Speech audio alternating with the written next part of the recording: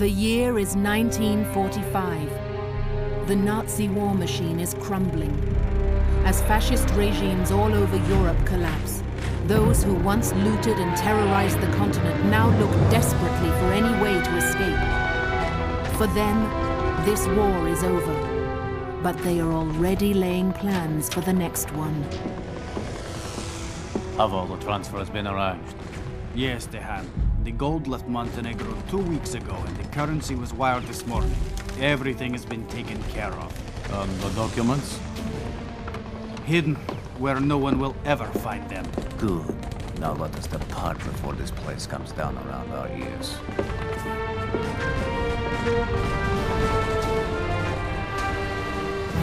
In 2005, the terror starts again.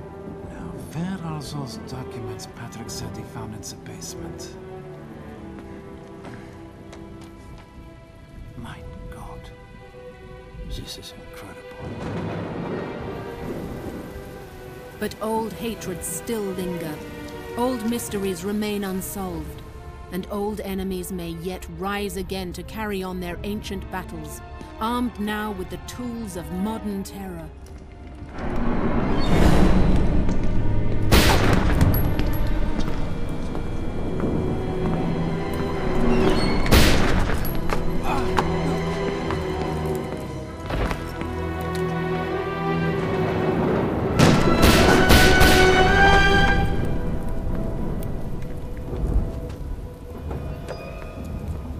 The building's clear.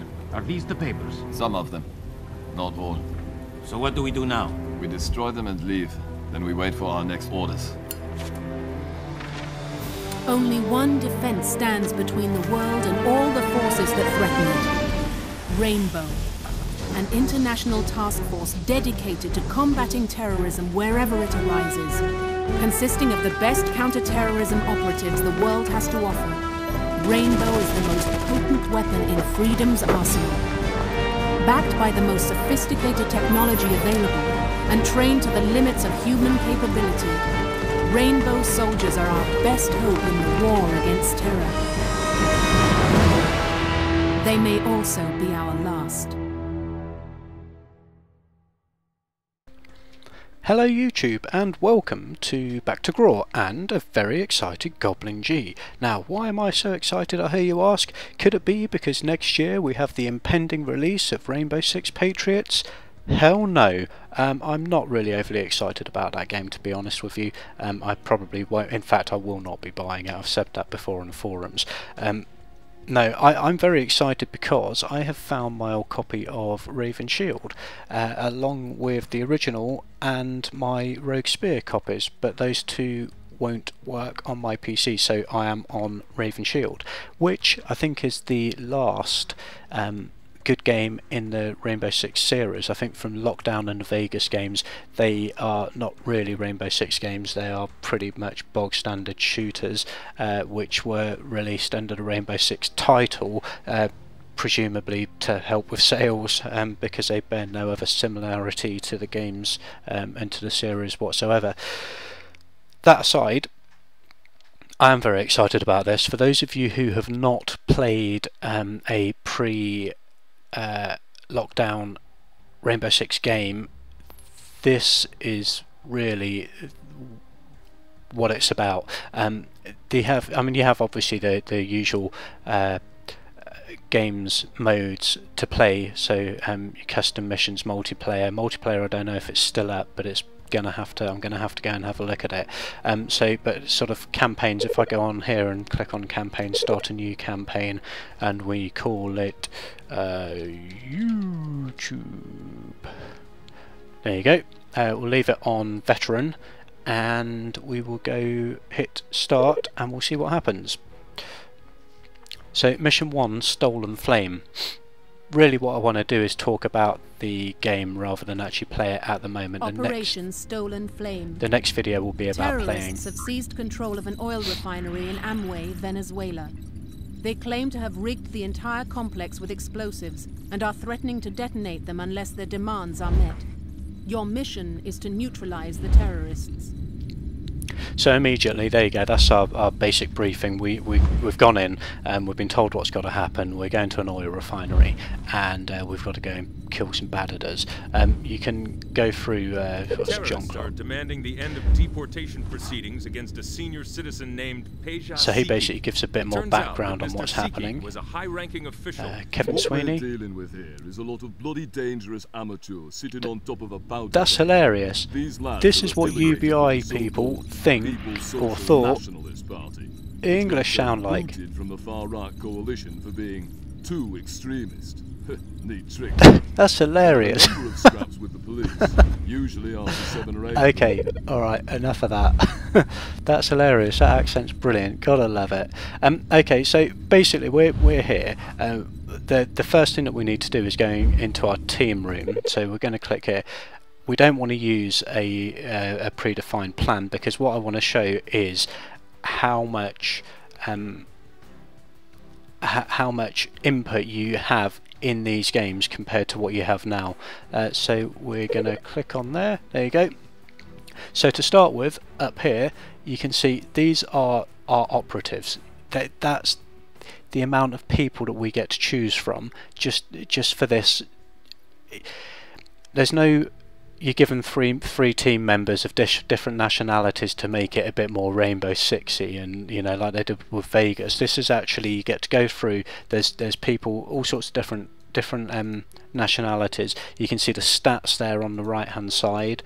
So if we say, oh well, also you've got the classes. There's the assault class there. There's a sniper, demolitions, electronics, and recon. So you've got 5 classes that you can choose from, and then each person within that class has different skills. So this is really an assault mission. So if we were going to say check in a couple of guys here, you can have up to 3 teams with up to 8 people per.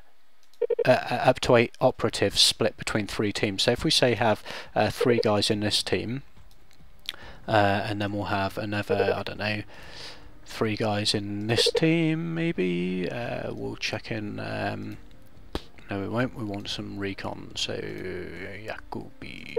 Okay, so there you go. You can then, we've got six people, we can have 8 if we want. We're now going to go over here, and each individual guy you can select weapons.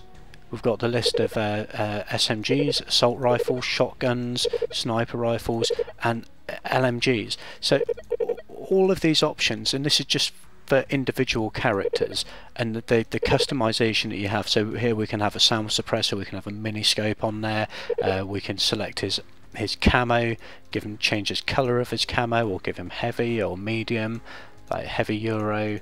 So you've got all of these different options, and you've got your kit. Well, you can have a suppressor on your pistol. You've got your different kit here. So you've got grenades, you've got explosives, you've got heartbeat devices, you've got electronics kits and breaching kits or gas masks, and just the amount of options for individual characters it really is fantastic.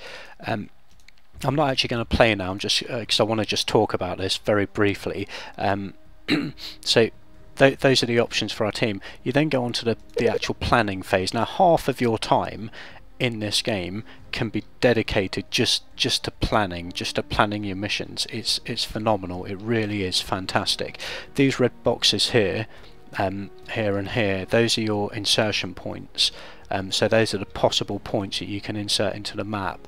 There is no downstairs here, but there is an upstairs. So you can see this is a two-layer map. In fact, if you look at the picture up here, this is actually the oil refinery from the terrorist hunt in the Vegas 2, except what they've actually done is I think they've cut this back area of the map off, because it doesn't go this far down, I don't think, and I'm pretty sure that there's no steps there, and this whole area here is closed off. So they've changed it a bit. Also there's a tanker across here, and in here it's just there. So yeah, there's a few similarities, i.e. the map has been taken from here and just dumped down into the Vegas game, which really just goes to show what little effort went into making that. They didn't even make new maps for it. So planning, we've got a red team and we've got a green team. So if we select our red team for argument's sake, and they'll insert there, okay, you can then give them various waypoints. You click on where you want them to go. We want them to go through here, so we'll go down these steps through this door. We then want to say, just to show you what it's capable of, we can give them a go code alpha, and then once you hit alpha, they'll frag, and they'll throw a frag up. Well, he'll throw a frag, okay, he'll throw a frag over there.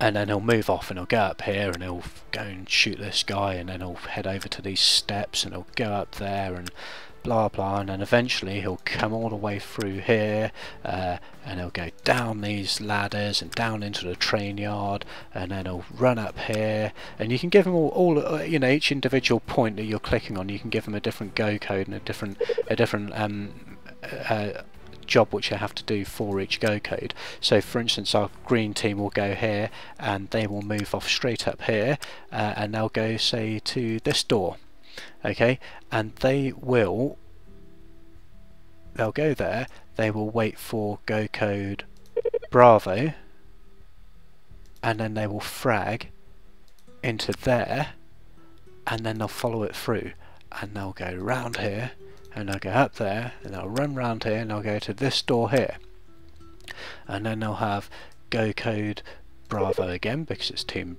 Bravo, and they will flash. They'll throw a flashbang through that door, and then they'll come through that door, and they'll come through here.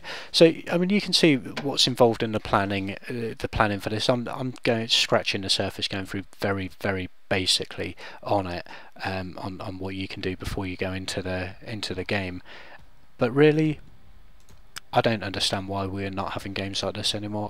I don't understand why we're getting the bog standard sort of shooters which we're getting from UBI and the rest of them. There's no reason that we can't do our plans, plan our missions, select our teams. It makes the game so much better, and the fact that the maps are open, there's no corridor maps. This map here, if this was on one of the more modern games, I'm fairly sure that you would have, like where the red guys are going here, you would have to go up here because somewhere over these steps there would be some barrels, so you can't go that way, you have to go up here, and you have to go through this door, and you have to go down these stairs or whatever. And unfortunately that's the way that the more modern games have gone. So that aside, I just really wanted to talk about this and why it's so fantastic, and ask a question about why we haven't got games like this anymore. I'm going to actually go in and plan the mission on my next one, and then I'm going to play the mission in the next video. So thank you very much for watching, and I hope that you come back and watch some more. When it comes to the gameplay, feel free to leave comments, feel free to subscribe. I look forward to hearing what you got to say. Cheers guys, bye bye.